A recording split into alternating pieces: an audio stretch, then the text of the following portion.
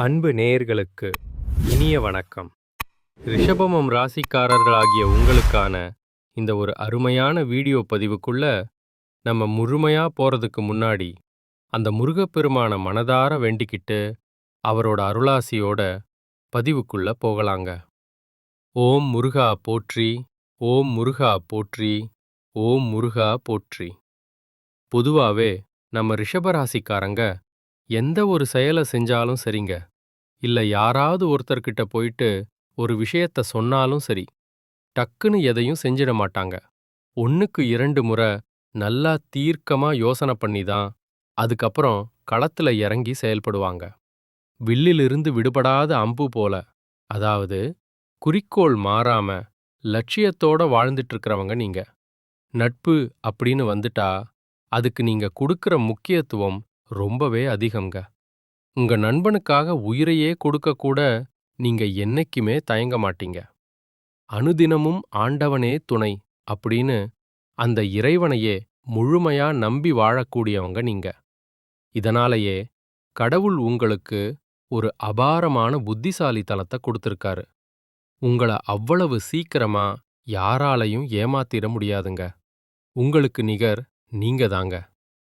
இவ்வளவு அருமையான நல்ல குணங்களைக் கொண்ட ரிஷபராசி அன்பர்களே, எல்லாரும் நல்லா இருக்கீங்களா? சௌக்கியமா இருக்கீங்களா? இப்ப நான் இப்படி ஒரு கேள்விய கேட்டதும் உங்கள பல பேருக்குள்ள ஒரு சின்ன வருத்தம் வரலாம். ஏங்கம்மா, நீங்க வேற எங்கள பார்த்து இப்படி ஒரு கேள்விய கேக்குறீங்களே? எங்கள பார்த்தா நல்லா இருக்கிற மாதிரியா தெரியுது? எங்க வாழ்க்கையில ஒவ்வொரு நாளும் பலவிதமான போராட்டங்களையும் பிரச்சனைகளையும் சந்திச்சுக்கிட்டு இருக்கோம். நாங்க எதுக்காகத்தான் பிறந்தோம் அப்படின்னு நினைக்கிற அளவுக்கு கஷ்டப்பட்டுட்டு இருக்கோமே. எங்கள பார்த்து நலமா இருக்கீங்களா அப்படின்னு ஒரு கேள்விய கேட்டுட்டீங்களே அப்படின்னு நீங்க கண்ணீர் விடுறது எனக்கு நல்லாவே புரியுதுங்க ரிஷபராசிக்காரர்களே. ஆனா ஒன்னு புரிஞ்சுக்கோங்க, இனிமே வரப்போற காலங்கள்ல உங்க வாழ்க்கையில இருக்கக்கூடிய இந்த இக்கட்டான சூழ்நிலை எல்லாமே அப்படியே கானல் நீர் போல தெறிச்சு ஓடிடும், காணாம போயிடும். உங்களுடைய நீண்ட கால கனவுகள், ஆசைகள் எல்லாமே கூடிய சீக்கிரம் நிறைவேறப் போகுதுங்க. குறிப்பா கல்யாணம் தள்ளிக்கிட்டே போகுதேன்னு கவலைப்படுறவங்களுக்கு திருமண தடைகள் நீங்கி மிகச் சிறப்பா கல்யாணம் நடக்கப் போகுது. குழந்தை பாக்கியம் இல்லாம ஏங்கிட்டு இருந்தவங்களுக்கு மழலைச் செல்வம் மடியில வந்து தவழப் போகுதுங்க. இதுநாள் வரைக்கும் உங்கள மதிக்காம, நீங்கெல்லாம் ஒரு ஆளா அப்படின்னு உதறி தள்ளிட்டு போன அதே சொந்த பந்தங்கள் எல்லாரும் இனி வரக்கூடிய காலங்கள்ல உங்கள தேடி வரப்போறாங்க. உங்களுடைய உடல்நிலை ரொம்ப ஆரோக்கியமா இருக்கும். கையில பணப்புழக்கம் முன்ன விட அதிக லெவல்ல இருக்க போகுதுங்க. மொத்தத்துல சொல்லப்போனா உங்க வாழ்க்கை ஒரு பொற்காலமா மாறப்போகுது. ரிஷபராசி நேயர்களே, இந்த ஜனவரி மாதம் அப்படிங்கிறது உங்களுக்கு ஒரு மிக முக்கியமான காலகட்டமா அமைஞ்சிருக்கு. 8ஆம் வீட்ல சுக்கிரன், சூரியன், செவ்வாய், புதன் அப்படின்னு இந்த 4 கிரகங்களும் ஒன்னா கூடி இருக்கிறதுனால ஆரம்பத்துல கொஞ்சம் மன அழுத்தம், சில காரிய தடைகள், இல்ல சின்ன சின்ன உடல்நல பிரச்சனைகள் வரலாம். ஆனா அதை நினைச்சு நீங்க துளி கூட பயப்பட தேவையே இல்லைங்க. ஏன்னா ஜனவரி 15ஆம் தேதிக்கு அப்புறமா உங்க ராசிநாதன் சுக்கிரன் 9ஆம் வீட்டுக்கு இடம் மாறப் போறாரு. இதனால இந்த மாசத்துல ஒரு மிகப்பெரிய திருப்புமுனை உண்டாகப் போகுது. ஜனவரி 15ற்கு அப்புறம் இந்த பிரபஞ்சமே தன்னோட போக்க மாத்தி உங்களுக்கு சாதகமா நிக்குது. சுக்கிரன் 9ஆம் வீட்டுக்கு குடி போறதுனால ஏதோ இருட்டுக்குள்ள இருந்து வெளிச்சத்துக்கு வர்ற மாதிரியான ஒரு உணர்வு உங்களுக்கு ஏற்படும். அதே தேதியில சூரிய பகவானும் பாக்யஸ்தானத்துக்கு வர்றாரு. இதனால உங்க மன உறுதி அபாரமா அதிகரிக்கும். இன்னொரு முக்கியமான விஷயம் என்னன்னா, செவ்வாய் பகவான் மகர ராசியில உச்சமடைய போறாரு. இது ஏழையை அரசனாக்கும் யோகம் அப்படின்னே சொல்லலாம். அந்த அளவுக்கு ஒரு ராஜயோகம் உங்களுக்கு காத்துட்டு இருக்கு. ஜனவரி 17ஆம் தேதியில புதன் பகவானும் அங்க இணையறதுனால அந்த ராஜயோகம் முழுமையடைய போகுது. ராகு பகவான் 10ஆம் வீட்ல இருக்கிறதுனால உங்களுடைய தொழில் லட்சியங்கள், பிசினஸ் கனவுகள் எல்லாமே பெருசா வளரும். ஜனவரி மாச தொடக்கத்துல ஆபீஸ்ல சில பேர் உங்களுக்கு எதிரா சதி பண்ணலாம். இல்ல நீங்க செஞ்ச வேலைக்கு உரிய பாராட்டு கிடைக்காம போகலாம். அத பார்த்தும் நீங்க சோர்ந்து போயிடாதீங்க. ஏன்னா 15ஆம் தேதிக்கு அப்புறம் சூரியனும் செவ்வாயும் சாதகமான நிலைக்கு வர்றதுனால நீங்க எதிர்பார்த்த பதவி உயர்வு, இல்ல நீங்க விரும்பிய இடத்துக்கு டிரான்ஸ்ஃபர், இது எல்லாமே உங்கள தேடி வரும்.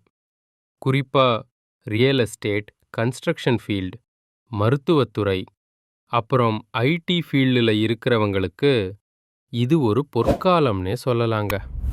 2ஆம் வீட்ல குரு பகவானும் 11ஆம் வீட்ல சனி பகவானும் இருக்கிறதுனால பணவரவு ரொம்ப திருப்திகரமா இருக்கும்.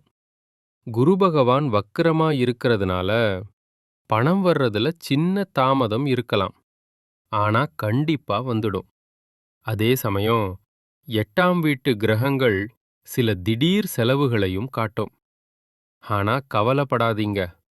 சொத்து வாங்கறதுக்கு இந்த ஜனவரி மாசம் ஒரு சிறந்த மாசமா அமையப் போகுது. நீங்க தாராளமா சொத்துக்கள் வாங்கலாம். அது உங்களுக்கு எதிர்காலத்துல பெரிய லாபத்தை கொடுக்கும். கொஞ்சம் ஜாக்கிரதையா இருக்க வேண்டிய சில விஷயங்களும் இருக்குங்க. ஜனவரி மாசத்துல உணர்வு ரீதியாகவும் உடல் ரீதியாகவும் சில சோதனைகள் வரலாம். 4ஆம் வீட்ல சுக்கிரனும் சோதனைகள் வரலாம். 4ஆம் வீட்ல கேது இருக்கிறதுனால மனநிம்மதி கொஞ்சம் குறையற மாதிரி தோணும். வீட்ல இருக்கிற பெண்கள் சமையலறையில வேலை செய்யும்போது கொஞ்சம் கவனமா இருங்க. எவ்வளவோ பேர் உங்கள விமர்சனம் பண்ணிருப்பாங்க இல்லையா? அதே ஆளுங்க இனி உங்கள பாராட்டுவாங்க. மன அமைதிக்கு உங்க வீட்ல பஜனை, கீர்த்தனை இல்லனா ஆன்மீக நிகழ்வுகளை நடத்துங்க. அது ரொம்பவே நல்லது செய்யும். ஈகோ பிரச்சனைகள்னால சில மோதல்கள் வரலாம்.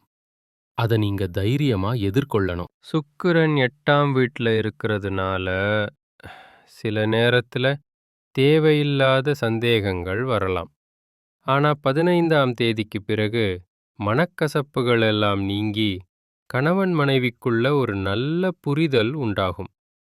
சிங்கிளா இருக்கிறவங்க ஏதாவது ஒரு ஆன்மீக பயணம் போகும்போது இல்ல ஃபேமிலி ஃபங்க்ஷன்ல ஒரு முக்கியமான நபரை சந்திக்க வாய்ப்பு இருக்கு.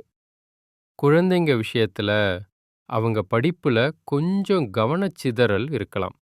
அவங்கள திட்டாம அன்பா பேசி அரவணைச்சுக்கோங்க.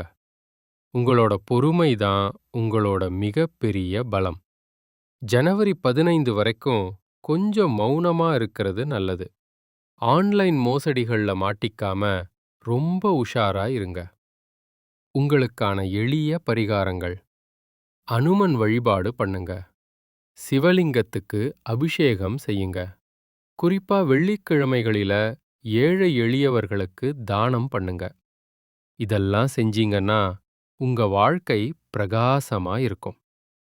திருமணமாகாதவர்களுக்கு நல்ல வரன் அமையும். குழந்தை பாக்கியம் இல்லாதவர்களுக்கு சந்தோஷமான செய்தி வரும். பூர்வீக சொத்துல இவ்வளவு நாளா இருந்த வில்லங்கம், பிரச்சனைகள் எல்லாம் தீர்ந்து அந்தச் சொத்து உங்க கைக்கே வந்து சேரப் போகுதுங்க. சொன்ன சொல்லை காப்பாத்துற எண்ணம் கொண்ட ரிஷபராசிக்காரர்களே, இந்த மாசம் எதையும் செய்யக்கூடிய தைரியம் உங்க மனசுல பிறக்கும். உங்க செயல்களால மத்தவங்க கிட்ட பாராட்டு வாங்குவீங்க. சின்ன சின்ன விசேஷங்கள், கேளிக்கை நிகழ்ச்சிகள்ல கலந்துப்பீங்க. எதுலயும் தயக்கமில்லாம இறங்கிச் செய்வீங்க. தந்தை வழியில உங்களுக்கு நல்ல உதவிகள் கிடைக்கும். சகோதரர்களுக்குள்ள மட்டும் சின்ன மனஸ்தாபம் வரலாம். அத நீங்க தான் அனுசரிச்சு போகணும். பிசினஸ்ல முழு கவனத்தையும் செலுத்துவீங்க. வரவேண்டிய பணம் கைக்கு வரும். அரசாங்க ரீதியான காரியங்கள் சுமூகமா முடியும். உத்தியோகத்துல இருக்கிறவங்க எந்த ஒரு தடையும் இல்லாம வேலைய முடிப்பீங்க. கணவன் மனைவிக்குள்ள நெருக்கம் அதிகமாகும். வாழ்க்கைத் துணை வழியில உங்களுக்கு நல்ல ஆதாயம் உண்டாகும். குடும்பத்தோட புனித ஸ்தலங்களுக்கு சுற்றுலா போவீங்க. உங்களோட சாதுரியமான பேச்சால உங்களுக்கு லாபம் கிடைக்கும். பெண்களுக்கு இந்த மாசம் ரொம்பவே சிறப்பா இருக்குங்க. தைரியமா எந்த காரியத்தையும் செய்வீங்க. கலைத்துறையினருக்கு புதிய வாய்ப்புகள் கிடைக்கும். தன்னம்பிக்கை கூடும். அரசியல் துறையினருக்கு மட்டும் வேலைகள்ல கொஞ்சம் இழுபறி இருக்கலாம். மத்தவங்க விஷயத்துல தலையிடாம இருக்கிறது நல்லது. மாணவர்கள் படிப்பில நல்லா கவனம் செலுத்துவீங்க. ஆசிரியர்கள் மற்றும் பெற்றோர்களோட முழு ஆதரவு உங்களுக்கு இருக்கும். மேல் படிப்புக்காக வெளிநாடு போகணும்னு நினைக்கிறவங்க இப்போ முயற்சி செஞ்சா அது கண்டிப்பா கைகூடும். ரிஷப ராசிக்காரர்களே, உங்க வாழ்க்கையில இனி கவலை, கண்ணீர் இதுக்கெல்லாம் இடமே கிடையாதுங்க. இதுநாள் வரைக்கும் இருந்த இருள் விலகி உங்க வாழ்க்கை ஒரு சொர்க்கமா மாறப்போகுது. நிம்மதியா தூங்குறவன் தான் இந்த உலகத்துல பெரிய கோடீஸ்வரன். அந்த ஒரு நிம்மதிய இந்த மாதம் உங்களுக்கு கொடுக்க போகுது. ஆனா ஒரு விஷயம், கடன் வாங்குறத இந்த மாசம் முடிஞ்ச வரைக்கும் தவிர்த்திடுங்க. உறவினர்களோட வீண் வாக்குவாதம் பண்ணாதீங்க. உங்க நேரம் நல்லா இருக்கும்போது தான் உங்கள கீழ தள்ளறதுக்கு சில சக்திகள் முயற்சி பண்ணும். அதனால நீங்க இன்னும் கவனமா இருக்கணும். நல்லதே நடக்கும். நல்லது மட்டும்தான் நடக்கும். மிக்க நன்றி. வணக்கம்.